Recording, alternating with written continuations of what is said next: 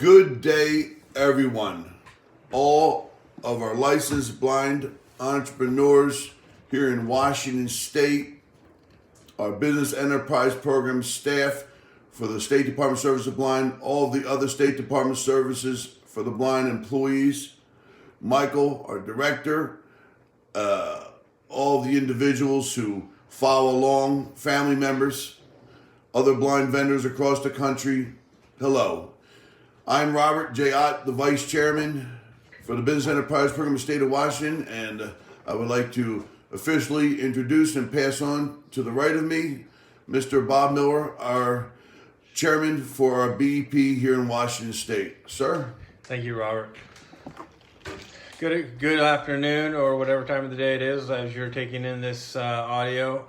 Robert, I'm Robert Miller here, and I just want to reach out once again. This is about 5 weeks since the last time we did this production, and we just want to offer up some additional information, some things that we've learned, and so I want to caution, this is not a committee function.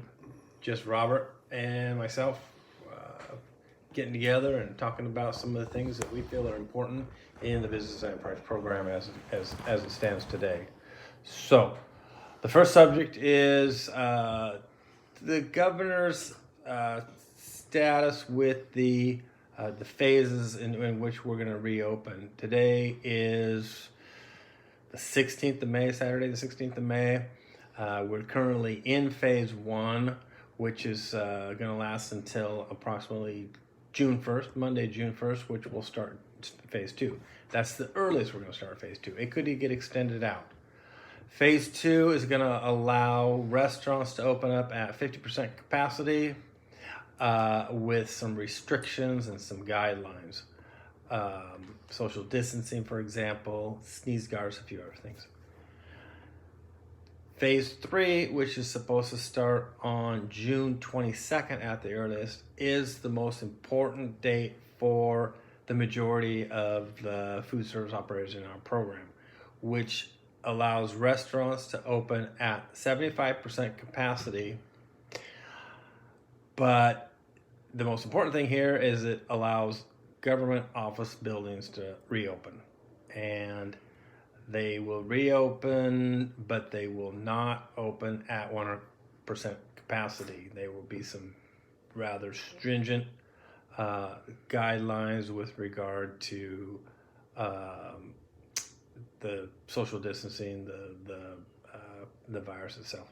So social distancing, the building perhaps being 25 to 50% occupied, and perhaps it could include temperatures being taken as you come into the building each day, and a few other things. So be prepared for those things. But the key is June 22nd is probably the day, Monday, June 22nd, is the day that you're going to want to target to reopen. Okay? And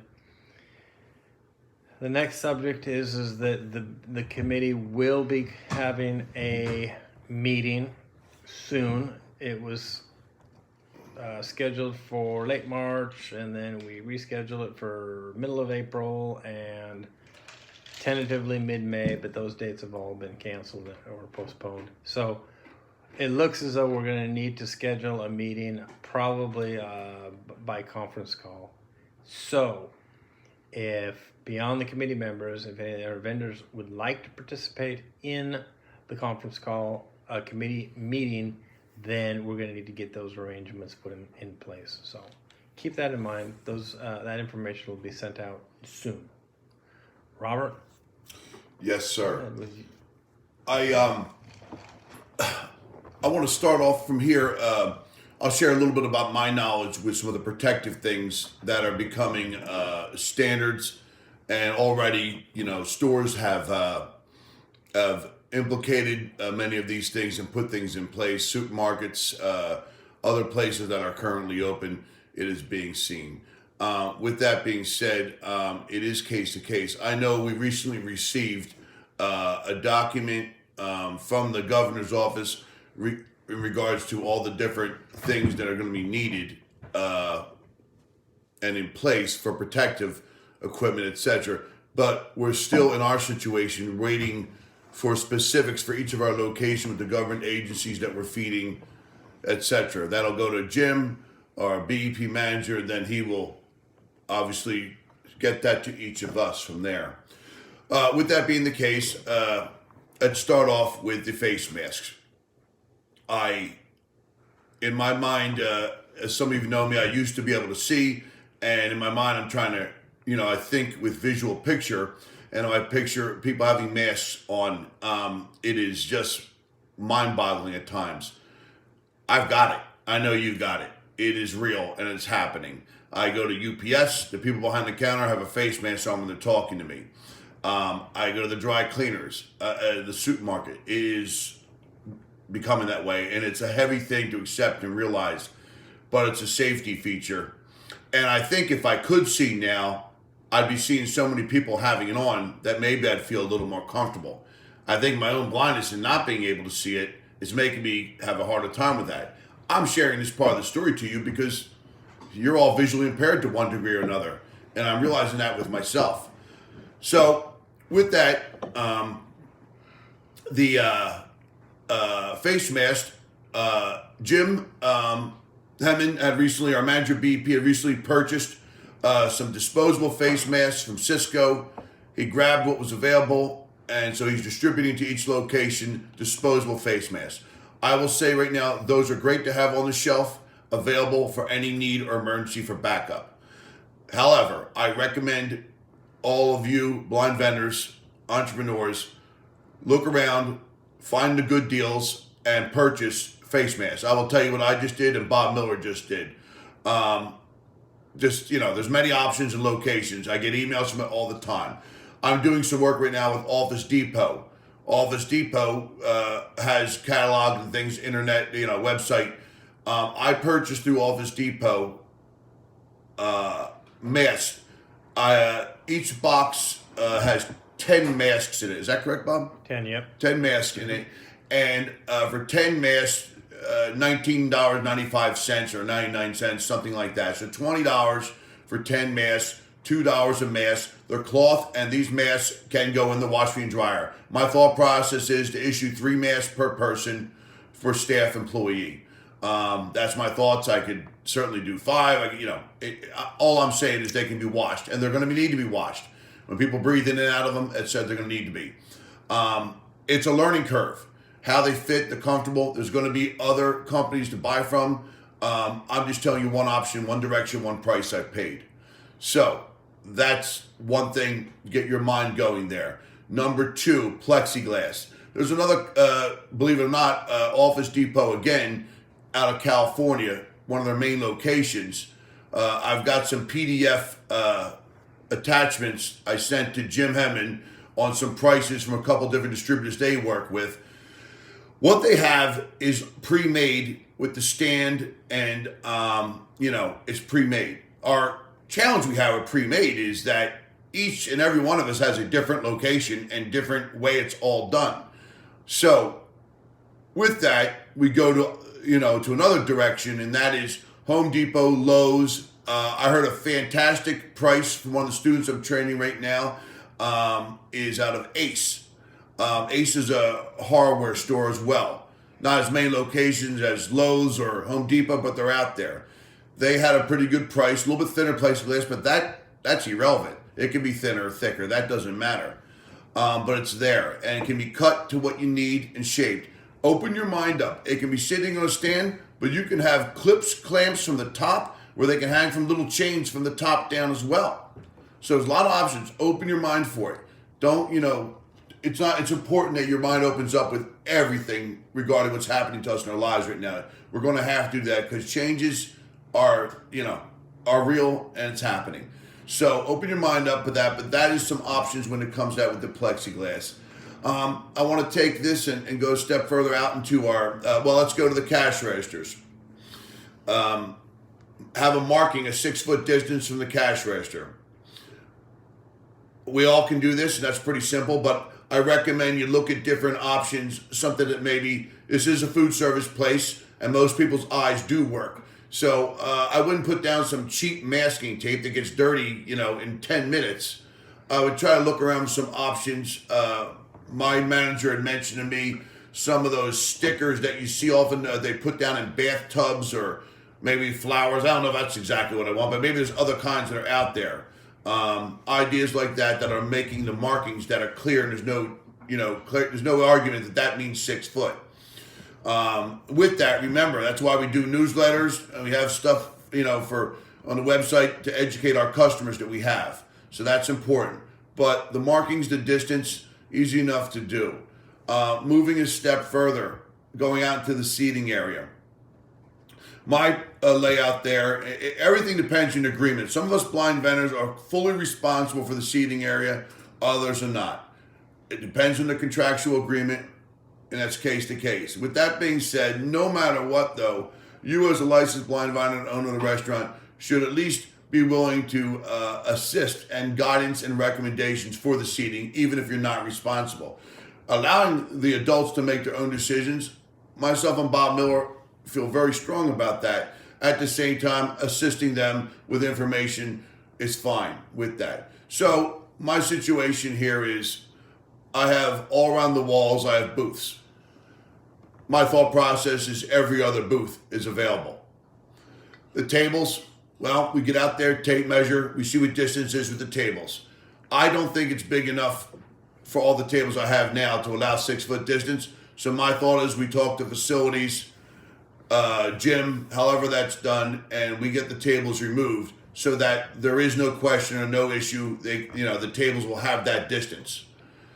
These are things that, that are important. If you're fully responsible though for the seating, you're going to need to probably have somewhere up in the seating area some signage going through the steps of what rules are in place and what the governor is requesting us to do.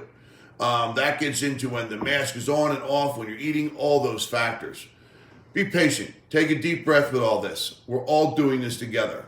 It is overwhelming, but BEP is still BEP. Things change. They always do, and that's something you count on life. But BEP is still BEP. And we're going to fight so it goes nowhere. But things are going to change, and we're going to move forward. And our relationship and our bond of being together will always be there. But changes will be happening. So that is some of the things. We've got the gloves that we put on, disposable gloves.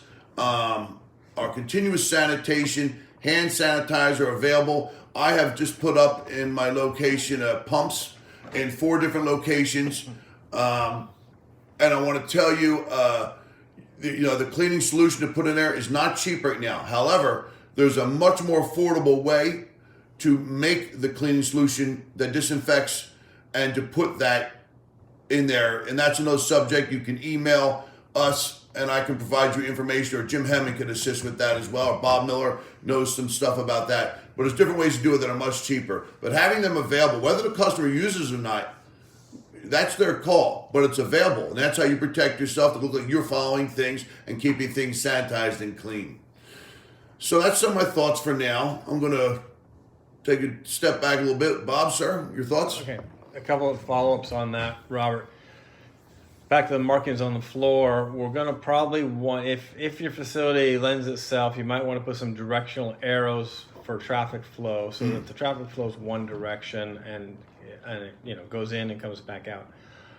And then also with regard to the stickers on the floor, one thing you might want to consider is either like a mailbox sticker that you get at Home Depot or a house sign number that you can also get at Home Depot, where you could have a 6, a 12, an 18. That's all 6 feet apart, right? So that would look okay. That's a great idea. So think about that. Easy numbers that stick right on, and they're going to look okay, and they're going to give you the information that you want the customers to know. So yeah, great idea. Thank you for adding that in there. Absolutely. So yeah, open your mind up. Absolutely. And then the issue is to take action now. It's May 16th. Think about the 22nd of June. So take action now. Don't wait for the agency to do these things for you. It's going to be in your best interest to take the action now, and so that you're ready by the 22nd of June. So the next subject is something that I'm been following really closely with regard to the information, the news and stuff, and that is the how much of the building will be repopulated come June 22nd when we start phase 3. I want to caution all the vendors that it's not going to be like the light switch just came back on. It's going to be a very, very, very soft opening. Twitter, for example, has announced that their employees can continue to work from home forever. Facebook, Google, they're out at least until the end of the year. Microsoft employees can stay working from home indefinitely, and the list goes on and on. And every day that goes by, it seems as though the stay at work status is being extended way further into the fall. If kids don't go back to school in September, or if they go back on a staggered basis, which means some students will go Monday and Wednesday and Friday, and some students will go Tuesday and Thursday, then parents are going to be reluctant to go back to work, leaving their 10, 11, 12 years at home to educate themselves. So they're going to want to continue to work from home. Working from home and the office building food service business model is very, very challenging, and it something that we're going to have to address. So be very cautious with your staffing. Be very cautious with your inventory, especially when it comes to perishables. So just be extremely cautious when it comes to June 22nd with regard to the volume of business, because it's not going to, I'm expecting that my business volume will never return to what it was. So we 7 to 8 employees that we've hired, we're probably going to open with 3. And we're going to go from there. We're going to try everything we can, though. We're going to come up with some new ideas and new ways of getting food to our customers. We're going to be looking at our takeout, our packaging, our processes, our systems, in terms of getting, I can't have people standing in line at 6 and 12 and 18 and 24 feet apart, because the facility is just not that big. So we have to come up with a way of getting those customers in and out extremely fast. So those are some things you want to think about and prepare for, because the food service industry, especially when it comes to the office building food service model, is changed, and it's going to be changed for a very, very long time. I want to say something in that too, Bob. Don't let this scare you. It can easily scare you and overwhelm you. You don't need to let it scare you. You can have concern of it. That's important. But don't let it scare you where you think this is doom and there's no way there's going to be a future. People still need to eat. Okay? And remember, you're not alone. The food industry is around the world. There is millions of us trying to figure this out. You're not alone. So don't let that be a fear that there is no future to be in this. There is. It's all new, and we're having to figure it out. And be understanding that you're going to be part of this future, and you're going to be part of figuring out. And that's in itself something to feel good about inside, for the future, for decades to come. Go ahead, Bob. Yeah. So that's about all I had on that. I just want you to be very cautious and be alert, be prepared to change, be prepared to adapt, and when you do reopen and things aren't as they were, you'll be ready for the reality. Yeah, absolutely. Okay, Robert. Okay. My last part to share and update and talk about is money. My original thought was knock on Bill Gates' door and to give us a lot of money. I don't think it's going to work out, so I changed my mind on that. But the reality is money has changed for all of us. The government has stepped in the very beginning and came together and put together what's it called? The title of it, the 1,200 Stimulus. stimulus. Yes, the stimulus. Okay, so the stimulus check. I just received my stimulus check yesterday, Friday, the 15th of May.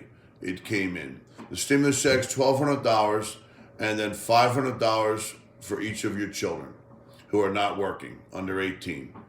So, I received my check just yesterday. One of the reasons some people received it much sooner. I received my check yesterday because I have a new accountant, and we do things online, and we also do things where it's direct, goes right into accounts, direct deposit into accounts. My original accountant, who I miss him greatly, we had a long-term great relationship, he's fantastic, he's semi-retired, used to send everything via mail. With that, the 2018 information IRS had was mailing it versus direct deposit, because my 2019 is not done yet. So that's why it just came in. So I'm sharing too, if you haven't received it yet, depends on what the IRS has available for information. That is a piece of the pie on when you may be getting it. I did receive mine. It's $1,200. I have 2 children, and $500 each child. It certainly helps. But if anybody's been doing business for a while, it'll help. It's something that'll assist. But we all know, everything we do anymore, raising kids is $100. You can leave for the day, and by the time you get home, it's $100. So it helps, but it's definitely controlling your money, paying attention right now is really, really important. With that, I go a step further. I utilize my accountant, and that's what accountants are about. The relationship you have with your accountant is very vital, to go after any type of assistance that's possible that I'm eligible for. With that being the case, I went for the unemployment. I have not received the unemployment. As we all know, the unemployment is an exception for us right now because of what's happening. Usually unemployment's not available for us being business owner operators, sole proprietors. But in this particular case, it is, and I've done that. It has not come as of yet. However, I also filed for the PPP. I ended up successful with that. It's very tricky, the PPP. All right. The amount of money you end up receiving, I received. I put it in a separate bank account with a separate bank. Number one. Why? I did that because I do not want any errors to happen with the same account or mixing it together. The PPP is something that you, if done correctly, will not have to pay back. As of right now, 75% of it needs to go towards employees. Even though I am open with one person right now, barely making it, I have other employees. And the reason why is 2 things. I have an emergency contract that I'm taking over soon when everything goes back into business. And I also received the PPP, and I have 8 weeks to spend 75% of it towards one thing, and that's employees. So it's been a little bit tricky, but I've got people I'm training. We're developing a system, and I'm catching up with things with sanitation, cleaning in 3 kitchens, 3 espresso stands, inventory, everything. Things I didn't have the opportunity of doing when we were busy. So I'm trying to turn this challenge into an opportunity in some ways. To utilize 75% of the money and towards employment, 100% towards employment, so that I don't have to pay them back. So that's what's going on there. The other money that's left over is mainly 2 things: rent and utilities. Utilities is your phone, your heating, air conditioning, which we don't usually deal with, and electricity, which we don't usually deal with. So utilities is pretty limited, and rent is what rent is. Some have it, some do not. So that's what the rest of that is mainly used for. It is tricky. You have to know what you're doing. If you make mistakes with it, you're going to end up owing it. Now, if you do end up owing it, you made mistakes. Once again, that is not doomed. That's a decision or a flaw that may have happened or the best decision you made. The interest rate, to my understanding at this point, is 1%. And you won't have to start paying it back until 6 months and or next year. And I will tell you, things are changing all the time. That it could change as well. I've heard they may have the 75% go down to 50%. But, until it happens, those are the things that are facts right now, which I just share with you. With that also being the case, some of you are able to collect Social Security, disability income, SSDI. That has not been affected, and that's still moving forward. It depends on your situation and the size of the business you had in the past. So those are the things that are going on that I can share with you regarding some of the financial things and the information I have with that. I think because I got the PPP, the unemployment will not continue forward. But if it does, I should be able to at least get the back pay of when this issue started, which is the end of February, I believe, through March and a little bit into April. But that's for my accountant to make that decision and to go back and forth with her and I to do that. But I'm just giving you some thoughts and ideas. So there's other things out there with the counties and other types of programs and things. Nothing has come forward yet where I can share any more information that I'm aware of regarding any of that. I want to say to all of you out there, if you've got some information to share and things that are out that are happening, please let us know. I know that King County is going to have other opportunities and other types of assistance because of the amount of volume of illness and how much the corona has done in King County. So there's going to be different things happening in different areas. But please feel free to email us and share any information you are. We are a team. We're a family. Okay? And that's what matters. And that's really, really important. From the Snohomish County Courthouse up there, we're waving to you. Down there to the bottom in Vancouver, at the courthouse down there, we're waving to you as well. And all of you in between, from the peninsula, the city, doesn't matter. We know, I know all of you, and we got to be strong right now. So, any questions or information, either one, feel free to contact us. Bob, sir? Yeah, so I can be reached at my home, 360-705-2816. That's once again 360-705-2816. Feel free to call if you have any questions or concerns. And again, if you want to be a part of the committee meeting that will be happening, I'm sure sometime in early to mid-June, likely will be a conference call. Be ready for that information to come out. Absolutely. Okay. That's great. My phone number is 360-888-0474. 360-888-0474. And feel free to contact us for anything, and we'll be there for you. We're gonna sign out now, and wish you all the best. Thank you so much, everybody. Stay strong. Yep. Bye-bye.